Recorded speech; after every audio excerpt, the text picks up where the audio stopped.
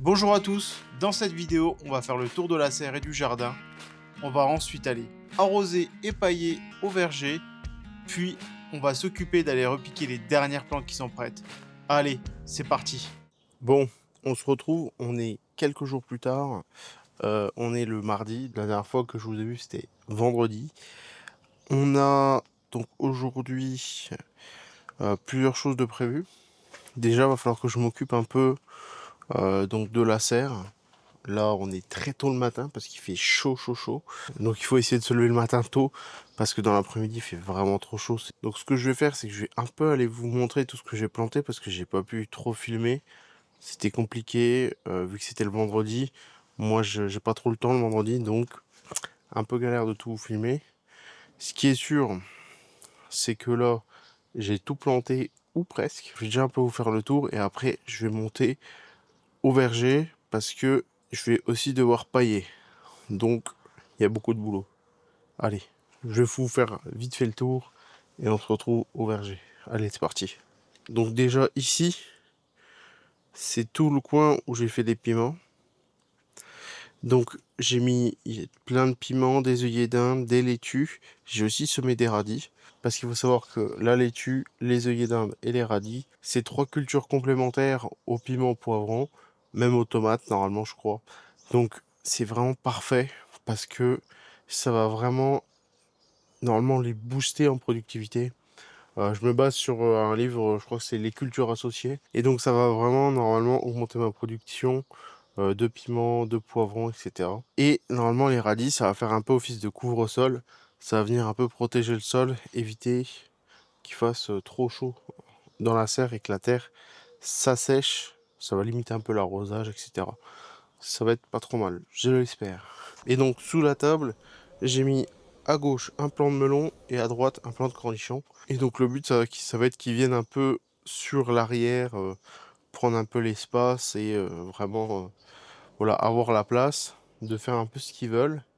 Je sais pas si ça va aller, on verra bien. On a encore aussi quelques radis. C'est en train de vraiment diminuer. Ici, ensuite, je vais revenir mettre des piments, de la salade qui me reste un peu. J'ai encore pas mal de poivrons aussi, je vais vous montrer juste après. Donc voilà, ensuite, là, on a tout ce qui est semis. C'est tout ce qui me reste. Donc on a pas mal de tomates. C'est les tomates que j'avais semées en dernier. On a aussi des cosmos, encore des soucis. Un peu de pampaplume. J'ai beaucoup donné de plants à beaucoup de gens. Donc voilà, là j'ai encore 3 piments à mettre. Ils vont aller donc juste là où il y a les radis. Et j'ai aussi beaucoup de tomates encore en stock. Donc on pourra pas tout mettre au jardin. J'irai faire un petit tour, en redonner aux gens. Voilà, ici on a euh, tout ce qui est dans les gros pots blancs. Ça va partir pour le verger. Mais il faut que j'attende encore un peu que ça pousse. Là-bas, on a un peu de stock, de trucs que je sais pas si je vais avoir besoin. Là, on a donc toutes les tomates. Là, c'est toutes les tomates que j'ai semées, donc qui étaient petites. J'ai encore 2 pieds de tomates cerises, des Russian Lemon, des tomates Cherokee, chocolat Cherokee. Et là, j'ai encore 2 petits pots avec des poivrons que je compte bien utiliser. Voilà, j'en donnerai aussi quelques-uns normalement. Voilà, j'ai encore donc des cosmos, j'ai encore des œillets d'Inde, pas mal de choses. Normalement, tout ça, ça va aller justement ici. Parce que c'est vrai que j'ai encore beaucoup de basilic et le basilic, c'est parfait parce que ça donne un boost de productivité aux tomates, etc. Donc, au final, je retombe un peu sur mes pieds quand même avec tout ça. Là en dessous, j'ai donc de l'arnica, de l'ashwagandha. La lavande, elle a enfin sorti le bout de son nez. On voit qu'elle commence à sortir. Pareil pour les millepertuis, c'est nickel. Et ensuite, à côté, là, j'ai tous les tabacs. Et ils vont pas tarder à être bons à replanter, en tout cas pour les beurlets. Là, mes 2 pots de Silkleave, ils commencent vraiment à être beaux. Et c'est vrai qu'en fait, les mettre à l'ombre, parce que là, ils sont à l'ombre sous ma table, et ben ça permet de les faire lever sans qu'ils crèvent. Parce qu'ils aiment bien la chaleur, mais pas le soleil quand ils sont vraiment jeunes. Donc là, c'est parfait. Et donc là, on voit tous mes petits tabacs. Ils sont vraiment beaux. Il y en a les plus gros, ils vont pas tarder à être prêts à être piqués normalement. Donc bon, ça va être que du Burley pour l'instant, du tabac Golden Burley. Mais bientôt, il y aura le Silkleave. Il commence à être vraiment beau. Et il se plaît quand même beaucoup plus quand on le met à l'ombre, sous un ombrage, donc comme moi j'ai fait sous ma table. Ils ont un peu d'ensoleillement quelques heures, vu que le soleil il arrive comme ça, tac, et tac. Donc normalement, ça les éclaire un peu. Donc ça fait un peu de luminosité, c'est parfait pour eux. Franchement, je suis assez content. Oh la vache. Waouh! Encore une belle motte de radis. Ça c'est cool. Bon, je vais vite fait ouvrir l'arrière de la serre. Parce que là, il fait déjà 21 degrés. On n'est même pas à 8 heures du matin. C'est trop. Trop, trop, trop. Parce qu'après, ça chauffe vite vers les 40, 42 degrés au pic de la journée. C'est trop. Donc, moi, je vais ouvrir l'arrière. J'ouvre tout le temps un peu l'arrière maintenant. Ça fait beaucoup plus d'air. Et c'est parfait. Ça dure plus longtemps la fraîcheur dans la serre. Il faut pas non plus qu'il fasse trop chaud.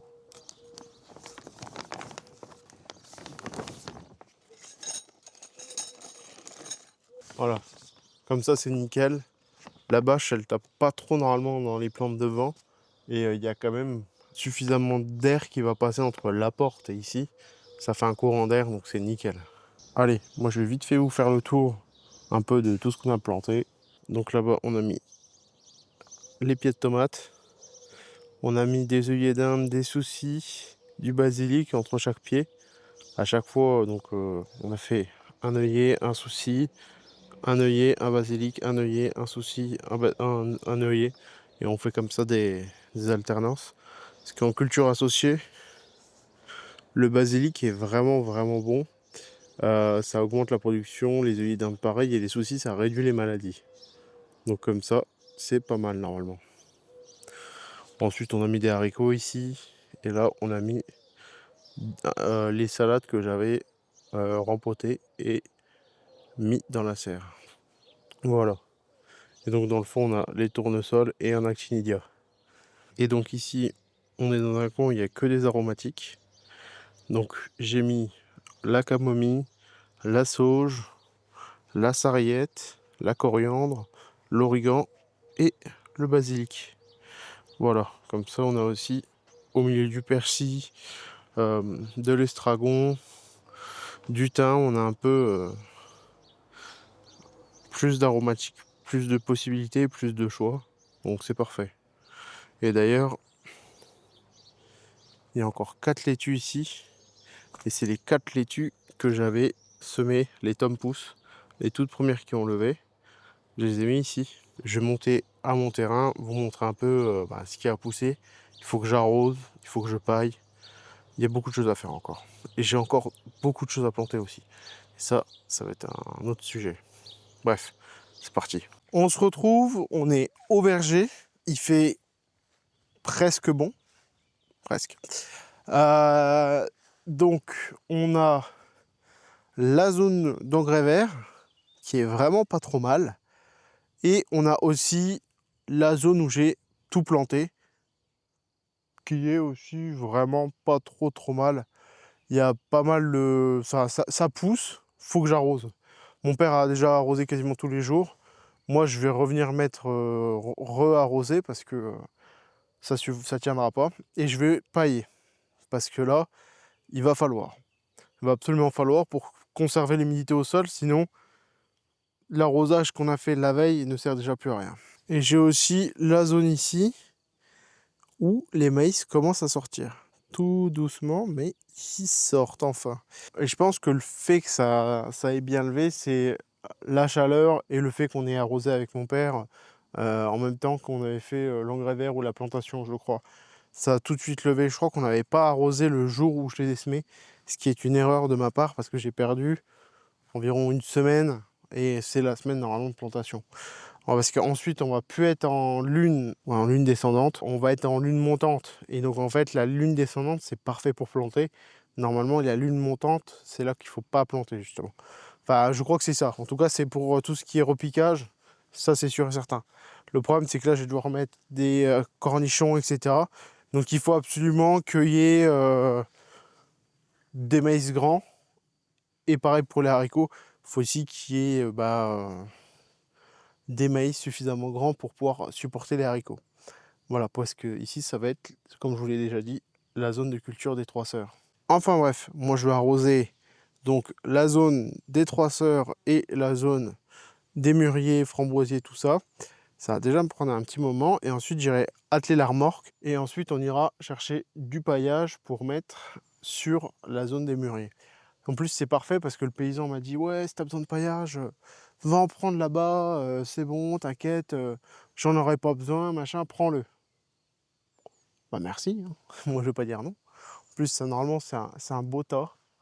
Je pense que je pourrais y accéder avec le quad, donc voilà, c'est parfait. Bon allez c'est parti.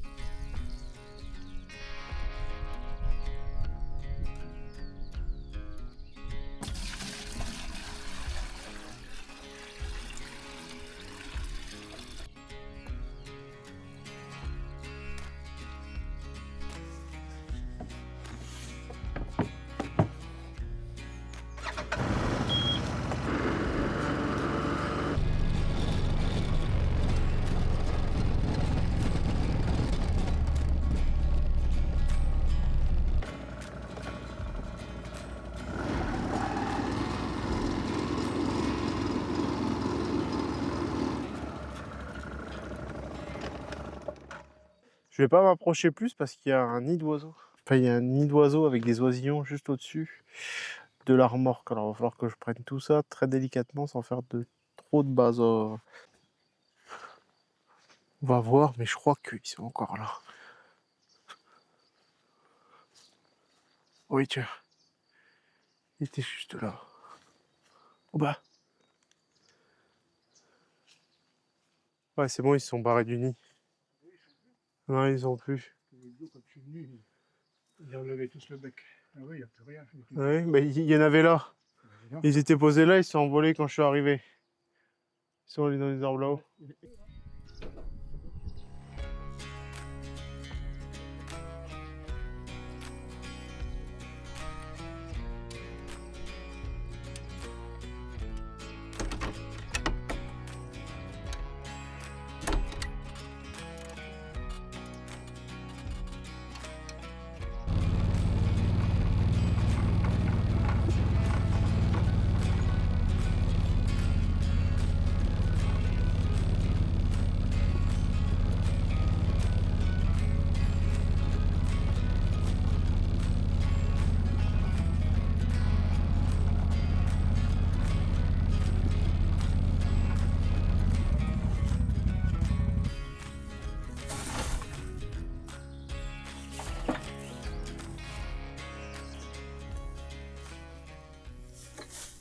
Bon, c'est tout ce que j'ai pu récupérer parce que, en fait, le problème, c'est que je crois que c'est du fumier de vache qui est avec. Et c'était vachement humide quand il l'a mis là. Le problème, c'est que maintenant, ça fait comme de la caillasse. Bon, en plus, il y a aussi de la caillasse en même temps. Je pense que c'est quand il a tout raclé comme ça, il a ramené de la caillasse. Donc, avec une fourche, c'est imprenable. Vraiment, je me tape en fait dans tous les bouts de bouse séchée comme ça là. Et en fait, c'est littéralement, c'est du béton quoi. Donc, je peux pas récupérer le paillage. Donc, c'est tout. Je vais essayer de faire avec ça, mais ça suffira pas. Enfin, bref. Je vais déjà mettre ça, puis on va voir comment on va faire.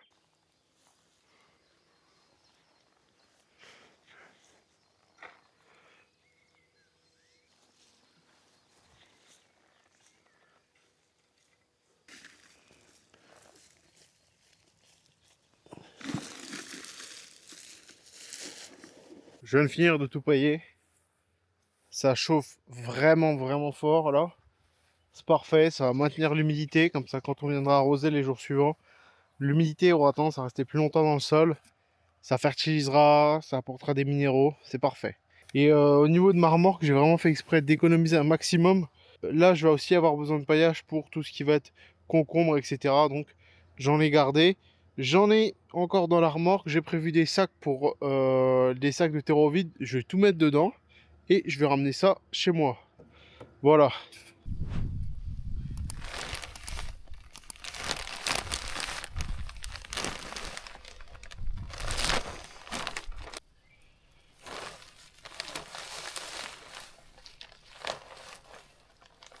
Alors, je suis au terrain. On est le jeudi 28 mai. Il est à peu près 8h moins 15, à peu près, par là. Et il va être temps de mettre les haricots. On n'est pas bien au niveau de la lune pour les haricots, mais il va quand même falloir le faire pour une bonne raison. C'est que j'ai les plantes que je devais mettre avec les maïs pour faire couvre-sol, donc courges, cornichons, melons, je crois. Elles sont trop grandes, faut absolument les planter. Donc, il faut que je mette les haricots. Parce que si je les mets pas, ça va pas le faire. Donc là, c'est tout ce que j'ai ramené. Il y a 2 tomates cerises. Il y a le tabac derrière. Le tabac est prêt. On a la courge, donc en couvre-sol. On a un cornichon. Et on a l'étiquette. C'est un concombre. Ouais, c'était le concombre qui faisait un peu jaune. Et j'ai les paquets de haricots. Voilà. Donc normalement, ça devrait le faire. Voilà les maïs. Les maïs sont beaux. Ils sont beaux les maïs. Ils commencent à être vraiment grands. C'est pas mal. Donc au final, c'est respecté. Je les avais mis en quinconce. C'est-à-dire que pour qu'ils démarrent, pour qu'il y ait de l'espacement entre chaque. Donc là, c'est pas mal. Bon, il y a des endroits, ça n'a pas levé. C'est pas grave. À la limite, je mettrai peut-être une plante là. Je sais pas, on verra. Donc là, ce qu'il va falloir que je fasse, c'est que j'éclaircisse un peu les rangs. Que je retire tout ce qui est les maïs qui sont pas suffisamment gros. Et que je laisse les grands, les plus grands. Ce que je vais faire, c'est que vu que j'ai 3 plants de couvre-sol, je vais en mettre une par ici, une vers le milieu et une vers ici. Le but des plants de couvre-sol, ça va vraiment être de juste couvrir le sol, éviter que ça s'assèche. Ça va permettre de couvrir le pied des haricots et des maïs grimpants. Donc c'est vraiment l'idéal pour les fortes chaleurs. Donc je vais avoir de la courge, cornichon et concombre. C'est 3 plants que j'avais en trop, entre guillemets. Et le concombre, c'était le plant qui était jaune. Il avait les feuilles jaunes depuis le début, mais là, il fait des feuilles un peu vertes avec une légère tendance jaune, mais ça va. Donc, on va quand même le mettre pour faire couvre-sol, ça ira largement. Même s'il ne produit pas de fruits, c'est pas grave. Bref, là, ce que je vais faire, c'est me dépêcher, parce que là, il est 8h, il fait frais. Oh, il fait bon, il fait bon. D'habitude, il fait 30 et quelques degrés, mais là, il fait bon. Il fait bon au verger, dès le matin. Donc, je vais me dépêcher de faire ça, parce que plus vite c'est fait, mieux je me porte. Mais avant de planter mes courges, concombres, etc., je vais mettre mes haricots. Alors, les haricots, je vais les mettre avec les maïs. Et en fait, vu que c'est des haricots grimpants, ils vont monter sur les maïs. Donc, normalement, c'est la culture des 3 sœurs qu'on appelle ça, c'est-à-dire maïs, haricots grimpants et courge. Normalement, courge, je crois. Ouais, c'est ça, courge. Euh, Courge, on peut même mettre des potirons, je crois. Enfin, on peut mettre des trucs à la place des courges. Ouais, donc en fait, c'est des systèmes racinaires qui se complètent, c'est-à-dire que c'est des systèmes racinaires qui vont pas se marcher dessus. C'est parfait parce que les maïs vont faire un support pour les haricots grimpants. Ils vont aussi produire du coup du maïs. Donc moi, dans mon cas, ça sera du maïs doux. Il faudra que je le récolte quand il est laiteux, je crois. Il y a une façon de le récolter, le maïs, parce qu'après, il est plus mangeable. Donc grâce à ça, on pourra récolter le maïs doux, les haricots grimpants, qui d'ailleurs, normalement, avec le maïs, ont une augmentation de production. Et on va aussi avoir les couvre-sols qui vont venir protéger et garder l'humidité sur le sol.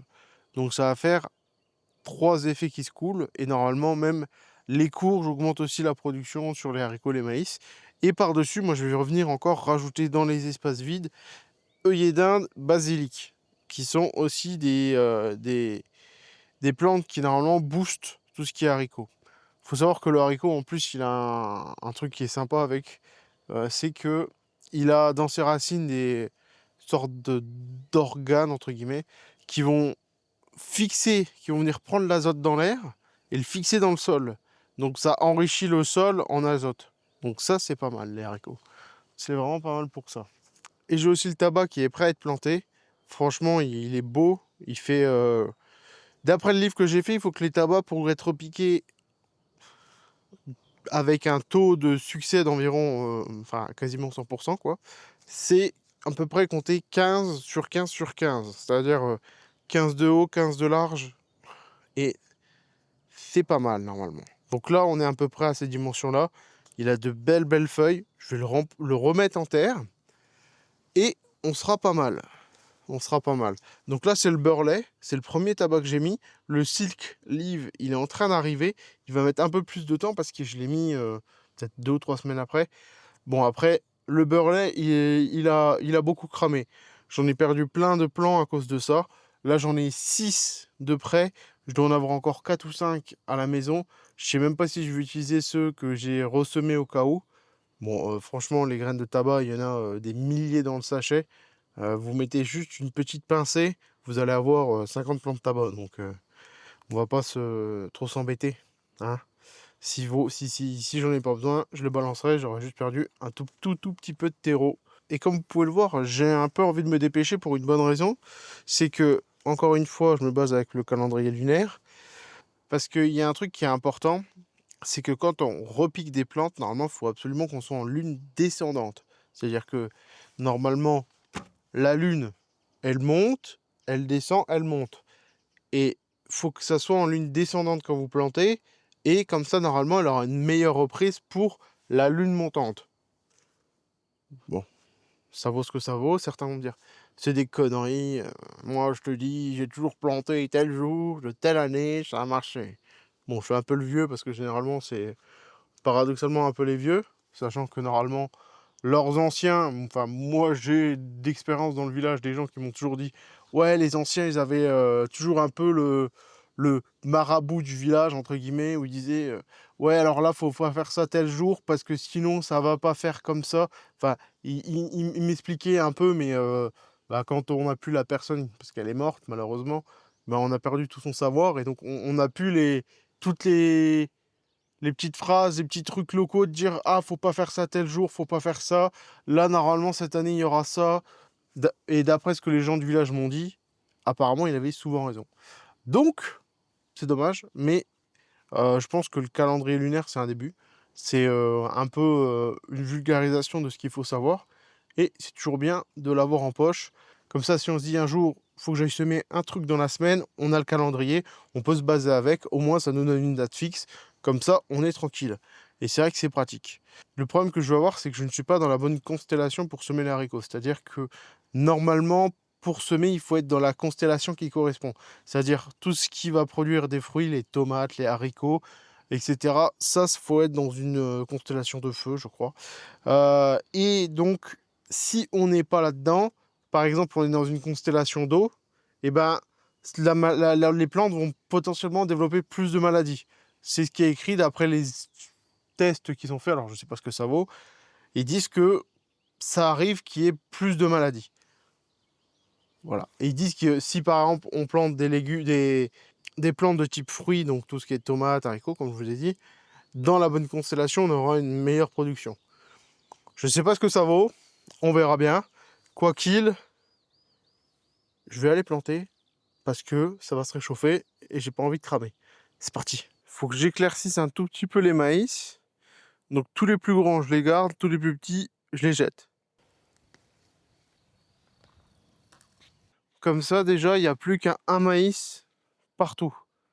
Donc maintenant, je vais venir prendre mes haricots et les semer sur les maïs. Donc là, maintenant, ce que je vais faire, c'est que je vais venir mettre les haricots.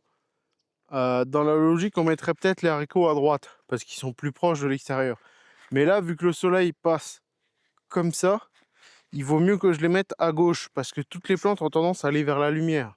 Donc si je les mets à droite, ils vont pas avoir tendance à vouloir... Enfin, ils auront moins tendance à venir s'accrocher au maïs. Alors qu'à gauche, le maïs va naturellement être contre eux et en poussant, ils vont vouloir aller vers le maïs. Donc justement, c'est parfait. Donc il faut absolument que je mette toutes les graines à gauche. Alors je fais juste un tout petit trou à côté du maïs. Pas trop proche non plus pour éviter de le casser. Et je vais mettre à peu près 4 graines de haricots. Bon, nickel. J'ai mis tout pile un paquet. Donc c'est nickel, ça m'évite de garder un paquet avec 3 graines. Ça c'est bien. J'ai prévu ça. Donc faut que je réfléchisse comment je les mette. Parce que ça va rentrer tout pile. Alors, déjà je vais mettre la courge vers le milieu. Le milieu ça serait ici. Ok. Donc bon. Après ça n'a pas d'importance. Le cornichon on va le mettre là. Et le concombre qui était tout jaune, je vais le mettre dire ici. Il me reste un basilic et un œillet d'Inde. Donc je vais les mettre au milieu. On va les planter puis on verra bien. Puis si c'est un échec, bon bah c'est tout. Ce sera un échec. Au moins j'aurais essayé. Ah en fait on dirait plein de plants de tomates qui reprennent. Il y avait des tomates l'année dernière qui avaient déjà... c'était des tomates que j'avais eues dans le compost. Le compost il était vivant, enfin il y avait des graines de tomates dedans.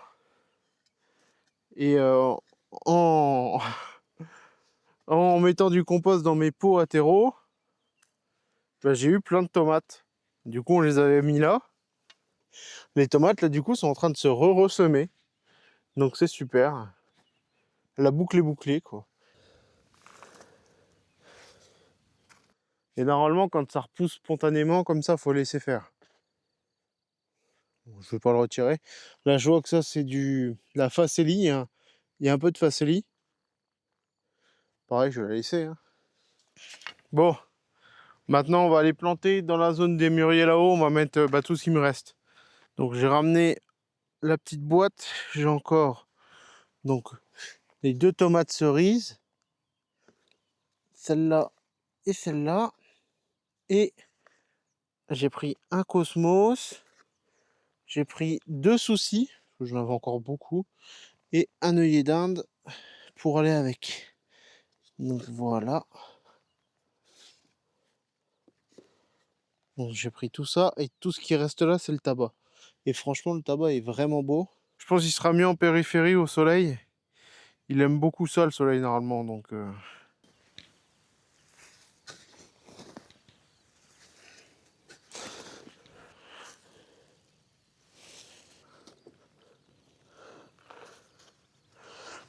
et l'avantage que j'ai, c'est que j'ai encore un tout petit peu de paille. Je vais pouvoir juste venir en mettre un peu autour. Ça va permettre de bien maintenir l'humidité, comme ça quand j'arroserai, bah, l'humidité restera normalement au pied, en théorie.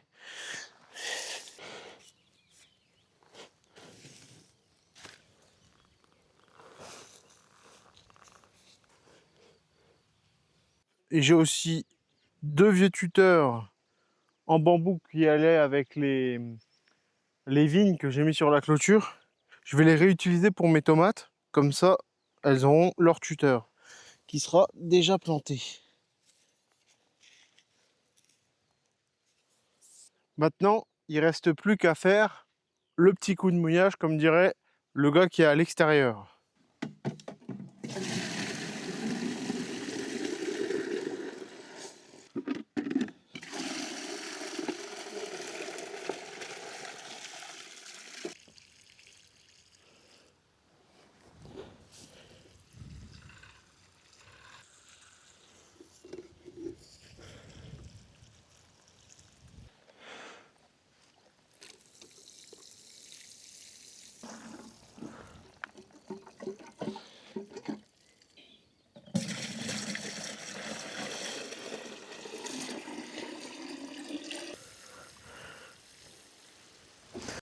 Bon, tout est fini, c'est cool, c'est fait. Il est 9h39, 9h40 quoi. Donc, c'est pas mal. Le temps de ranger, je serai là pour 10h. J'évite les grosses chaleurs. Enfin, le début. Et c'est pas mal du tout. Bon, je suis assez content. Au moins, tout ce qui devait être fait est fait. Alors, c'est pas dans l'ordre que j'aurais voulu exactement, mais on fait comme on peut. Chaque année est différente et il y a toujours la théorie et la pratique qui n'est jamais pareil. Moi, je vais ranger, je vais me rentrer pour éviter la chaleur. Là, dans les futurs jours qui viennent, il faut que je plante encore tout ce qui est tomates. J'en ai encore beaucoup à planter. Elles sont pas très grandes. Je vais attendre le dernier moment pour les planter, je pense. Donc ça va être, je crois, lundi 1er juin, dernier jour de la lune descendante vers 18h40 et quelques. Donc chez moi, ça sera 18h30 avec le décalage par rapport à Paris. Est-ce qu'il faut prendre ça en compte aussi? Bon, enfin, on s'en fout. Globalement, on s'en fout un peu. Mais bon, c'est bien de le savoir. Et il faut que j'attende un peu que la culture de radis dans la serre se dégage parce que je vais avoir vraiment besoin de cette place pour mettre des nouveaux piments, des poivrons qui sont en train de sortir. Donc, j'espère que tout ça sera prêt pour lundi. Sachant qu'on est jeudi, ça fait 4-5 jours. J'ai des doutes. On verra bien. Bon, moi, ce que je vais faire, c'est que je vais vous dire de vous abonner, de mettre un petit like si ça vous a plu, de commenter si vous avez des cultures associées, par exemple pour le tabac, j'en ai aucune. Je pense que ça peut être pas mal. Peut-être une plante un peu couvre-sol, je sais pas. Bref, c'est tout pour moi. On se dit à la prochaine. Salut à tous.